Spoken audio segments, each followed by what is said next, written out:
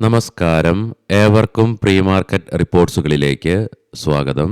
ഇന്ന് ജനുവരി 5, 2026 തിങ്കൾ. അങ്ങനെ ഇന്ന് മുതൽ വീണ്ടും നമ്മൾ പുതിയൊരാഴ്ച ആരംഭിക്കുകയാണ്.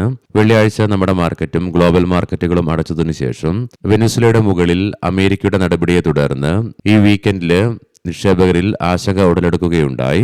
എന്നാൽ കാര്യങ്ങൾ മോശമാകാത്തതിനെ തുടർന്ന് ഇന്ന് രാവിലെ മുതൽ വീണ്ടും വ്യാപാരം പുനരാരംഭിച്ച ഗ്ലോബൽ മാർക്കറ്റിൽ പോസിറ്റീവ്നെസ് തന്നെയാണ് കാണുവാനായിട്ട് സാധിക്കുക. അതേസമയം കൊമോഡിറ്റിയിൽ ബ്രന്റ് ക്രൂഡിന്റെയും ക്രൂഡ് ഓയിലിന്റെയും വിലയിൽ 0.5% ഉയർച്ച അനുഭവപ്പെടുമ്പോൾ ഗോൾഡിന്റെ വിലയിൽ അതിശക്തമായ ഉയർച്ചയാണ് അനുഭവപ്പെടുന്നതും. അവയെക്കുറിച്ചൊക്കെ വിശദമായി തന്നെ നമുക്ക് ഈ വീഡിയോയിൽ പരിശോധിക്കാം. സ്ട്രോങ് ആയിട്ട് വന്ന ക്വാർട്ടർ 3 ബിസിനസ് അപ്ഡേറ്റിന്റെ ഫലമായിട്ട് ഫ്രഷ് റെക്കോർഡ് ഹൈ ക്രിയേറ്റ് ചെയ്തുകൊണ്ട് 1% നേട്ടത്തോടുകൂടി തന്നെ വ്യാപാരം അവസാനിപ്പിക്കുവാനുമായി.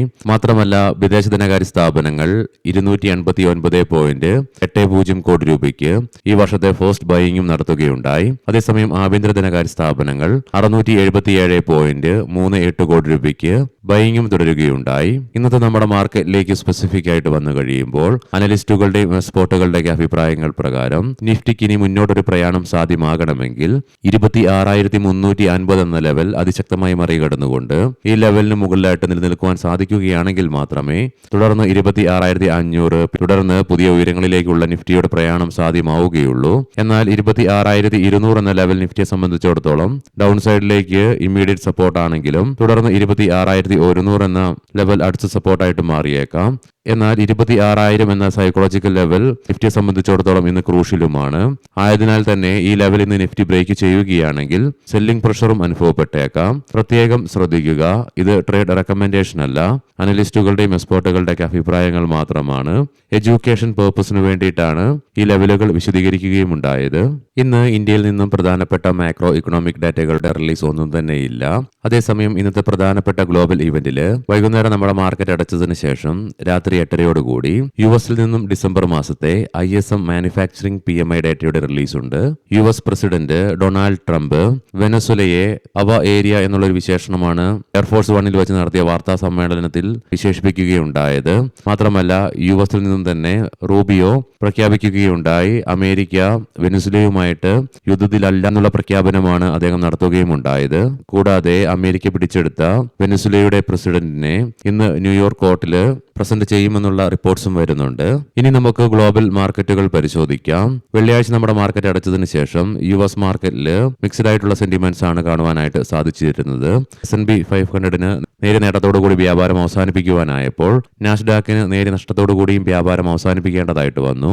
ഡോ ജോൺസ് ഫ്യൂച്ചറും ഫ്ലാറ്റ് ആയിട്ടാണെങ്കിലും നേരിയ നേട്ടത്തിലാണ് വ്യാപാരം ഇന്ന് ആരംഭിച്ചിട്ടുള്ളത്. യൂറോപ്യൻ മാർക്കറ്റ്സിൽ UK, ജർമ്മൻ മാർക്കറ്റുകൾക്ക് 0.5% നേട്ടത്തോടുകൂടി വ്യാപാരം അവസാനിപ്പിക്കുവാനായപ്പോൾ ഫ്രാൻസ് മാർക്കറ്റിന് 0.5% നേട്ടവും കൈവരിക്കുവാനായി. ഇന്ന് വെളുപ്പിനെ 6:30 ഓപ്പണായ ഗിഫ്റ്റ് നിഫ്റ്റിയുടെ ഇൻഡിക്കേഷൻ പ്രകാരം പോസിറ്റീവായിട്ടുള്ള ഒരു ഓപ്പണിംഗ് ആണ് ഇന്ന് നമ്മുടെ മാർക്കറ്റിൽ എക്സ്പെക്ട് ചെയ്യുവാനായിട്ട് സാധിക്കുക.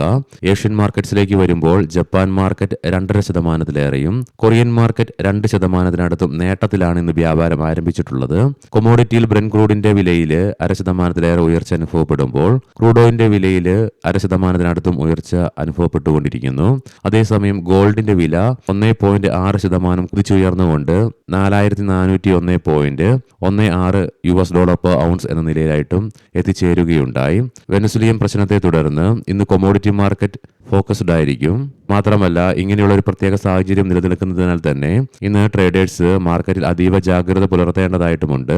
കാരണം വരുന്ന ഓരോരോ റിപ്പോർട്ട്സുകൾ അനുസരിച്ച് മാർക്കറ്റിൽ ഒരുപക്ഷെ വലിയ മൂവ്മെന്റുകൾ തന്നെ ക്രിയേറ്റ് ചെയ്യപ്പെട്ടേക്കാം. ഇനി നമുക്ക് നിഫ്റ്റിയുടെയും ബാങ്ക് നിഫ്റ്റിയുടെയും ടെക്നിക്കൽസിലേക്ക് സ്പെസിഫിക് ആയിട്ട് പ്രവേശിക്കാം. വെള്ളിയാഴ്ച കൈവരിക്കുവാൻ സാധിച്ച അതിശക്തമായ നേട്ടത്തിന്റെ ഫലമായിട്ട് നിഫ്റ്റിയുടെ PCR 1.67 എന്ന നിലയിലും മാക്സ് പെയിൻ 26,350 എന്ന ലെവലിലേക്കുമായിട്ട് എത്തിച്ചേരുകയുണ്ടായി. തൽഫലമായി എബവ് ആവറേജ് വോളിയത്തോട് കൂടിയിട്ടുള്ള ലോങ് ബുള്ളിഷ് ക്യാൻഡിലാണ് നിഫ്റ്റിയുടെ ഡെയിലി ചാർട്ട്സിൽ നിന്നും ദൃശ്യമാകുന്നതും. വീക്ക്ലി ഓപ്ഷൻസ് ഡാറ്റ പ്രകാരം 27,000 എന്ന സ്ട്രൈക്കിലാണ് കോൾ സൈഡിലേക്ക് ഏറ്റവും കൂടുതൽ ഓപ്പൺ ഇൻട്രസ്റ്റ് കാണുവാൻ സാധിക്കുന്നതെങ്കിലും 26,500 എന്ന സ്ട്രൈക്കിലാണ് ഏറ്റവും കൂടുതൽ കോൾ റൈറ്റിംഗ് നിലവിൽ കാണുന്നത്. 26,000 എന്ന സ്ട്രൈക്കിലാണ് പുട്ട് സൈഡിലേക്ക് ഏറ്റവും കൂടുതൽ ഓപ്പൺ ഇൻട്രസ്റ്റ് കാണുവാൻ സാധിക്കുന്നതെങ്കിലും 26,300 എന്ന സ്ട്രൈക്കിലാണ് നിലവിൽ ഏറ്റവും കൂടുതൽ പുട്ട് റൈറ്റിംഗ് കാണുവാനായിട്ട് സാധിക്കുന്നത്. സാധിക്കുക. ബാങ്ക് നിഫ്റ്റിയുടെ PCR 1.15 എന്ന നിലയിലും മാക്സ് പെയിൻ 59,700 എന്ന ലെവലിലുമായിട്ട് നിലകൊള്ളുന്നു. വെള്ളിയാഴ്ച ബാങ്ക് നിഫ്റ്റിക്കും കാഴ്ചവെക്കുവാൻ സാധിച്ച ശക്തമായ പ്രകടനത്തിന്റെ ഫലമായിട്ട് ലോങ് ബുള്ളിഷ് ക്യാൻഡിൽ തന്നെയാണ് ഡെയിലി ചാർട്സിൽ നിന്നും ദൃശ്യമാകുന്നത്. മാത്രമല്ല RSIയിലും ഉയർച്ച രേഖപ്പെടുത്തിക്കൊണ്ട് 67.55 എന്ന ലെവലിലേക്കും എത്തിച്ചേരുകയുണ്ട്. മന്ത്ലി ഓപ്ഷൻസ് ഡാറ്റ പ്രകാരം 59,500 എന്ന സ്ട്രൈക്കിലാണ് കോൾ സൈഡിൽ ഏറ്റവും കൂടുതൽ ഓപ്പൺ ഇൻട്രസ്റ്റ് കാണുവാൻ സാധിക്കുന്നതെങ്കിലും 60,300 എന്ന സ്ട്രൈക്കിലാണ് ഏറ്റവും കൂടുതൽ കോൾ റൈറ്റിംഗ് നിലവിൽ കാണുന്നതും. 59,500 എന്ന സ്ട്രൈക്കിൽ തന്നെയാണ് പുട്ട് സൈഡിലേക്കും ഏറ്റവും കൂടുതൽ ഓപ്പൺ ഇൻട്രസ്റ്റ് കാണുവാൻ സാധിക്കുന്നതെങ്കിലും 60,000 എന്ന സ്ട്രൈക്കിലാണ് ഏറ്റവും കൂടുതൽ പുട്ട് റൈറ്റിംഗ് നിലവിൽ കാണുന്നതും. ഇനി നമുക്ക് ഇന്നത്തെ പ്രധാനപ്പെട്ട സ്റ്റോക്കിംഗ് ന്യൂസുകൾ പരിശോധിക്കാം. മുൻകൂട്ടി ഓർമ്മിപ്പിച്ചുകൊള്ളട്ടെ, ഇത് ഒരു ബൈ ഓർ സെൽ റെക്കമെൻഡേഷൻ അല്ല. കൊറോണ റെമഡീസ് Q2 റിസൾട്ടുകൾ കമ്പനി പ്രസിദ്ധീകരിക്കുകയുണ്ടായി. ഇയർ ഓൺ ഇയർ ബേസിസിൽ പ്രോഫിറ്റിൽ 21.8% ഉയർച്ച രേഖപ്പെടുത്തിയപ്പോൾ റവന്യൂവിൽ 15% വളർച്ചയും രേഖപ്പെടുത്തി. ഇക്വിറ്റാസ് സ്മോൾ ഫൈനാൻസ് ബാങ്ക് പറയാൻ പോകുന്ന ക്വാർട്ടർലി ബിസിനസ് അപ്ഡേറ്റുകളൊക്കെ Q3 ഇയർ ഓൺ ഇയർ ബേസിസിലാണ്. ബാങ്കിന്റെ മൊത്ത വായ്പകൾ 15.86% വളർച്ച നേടുകയുണ്ടായി. ടോട്ടൽ ഡിപ്പോസിറ്റ്സിലും 7.24% വളർച്ച രേഖപ്പെടുത്തി. ബാങ്ക് ഓഫ് ബറോഡ ആഗോള ബിസിനസ് വളർച്ച 12.22% റിപ്പോർട്ട് ചെയ്യപ്പെടുകയുണ്ടായി. ഗ്ലോബൽ അഡ്വാൻസസിലും 14.57% വളർച്ച രേഖപ്പെടുത്തിയപ്പോൾ ഗ്ലോബൽ ഡിപ്പോസിറ്റ്സിൽ 10.25% ഉയർച്ചയും രേഖപ്പെടുത്തുകയുണ്ടായി. അതേസമയം ഡൊമസ്റ്റിക് ഡിപ്പോസിറ്റ്സിൽ 11.13% വളർച്ച രേഖപ്പെടുത്തിയപ്പോൾ ഡൊമസ്റ്റിക് അഡ്വാൻസസിൽ 13.54% വളർച്ചയും രേഖപ്പെടുത്തുകയുണ്ടായി. ബന്ധൻ ബാങ്ക് ലോണിലും അഡ്വാൻസസിലും 10% വളർച്ച രേഖപ്പെടുത്തിയപ്പോൾ ടോട്ടൽ ഡിപ്പോസിറ്റ്സിലും 11.1% ഉയർച്ചയാണ് റിപ്പോർട്ട് ചെയ്യുകയുണ്ടായത്. യെസ് ബാങ്ക് ലോണിലും അഡ്വാൻസസിലും 5.2% വളർച്ച രേഖപ്പെടുത്തിയപ്പോൾ ഡിപ്പോസിറ്റ്സിലും 5.5% ഉയർച്ച രേഖപ്പെടുത്തുകയുണ്ടായി. ശോഭ ടോട്ടൽ സെയിൽസ് വാല്യൂവിൽ 52.3% ഉയർച്ച രേഖപ്പെടുത്തിയപ്പോൾ ന്യൂ സെയിൽസ് ഏരിയയിൽ 1.7% ഇടിവാണ് റിപ്പോർട്ട് ചെയ്യുകയുണ്ടായത്. NIBE കമ്പനി ഇന്ത്യൻ സൈന്യവുമായി 292.69 കോടി രൂപയുടെ വിതരണ കരാറിൽ ഏർപ്പെട്ടു. ഇതിനു പുറമെ ഒത്തിരിയേറെ പ്രധാനപ്പെട്ട കമ്പനികൾ അവയുടെ Q3 ബിസിനസ് അപ്ഡേറ്റുകൾ റിലീസ് ചെയ്തിട്ടുണ്ട്. അതിന്റെ ഒരു പ്രതിഫലനം ഇന്ന് നമ്മുടെ മാർക്കറ്റിൽ ഒരുപക്ഷെ കാണാനായിട്ടും സാധിച്ചേക്കാം. ഏവർക്കും നല്ല ഒരു ട്രേഡിംഗ് ദിനം ആശംസിക്കുന്നു. വൈകുന്നേരം പോസ്റ്റ് മാർക്കറ്റ് റിപ്പോർട്ട്സുമായി കണ്ടുമുട്ടാം. നന്ദി, നമസ്കാരം.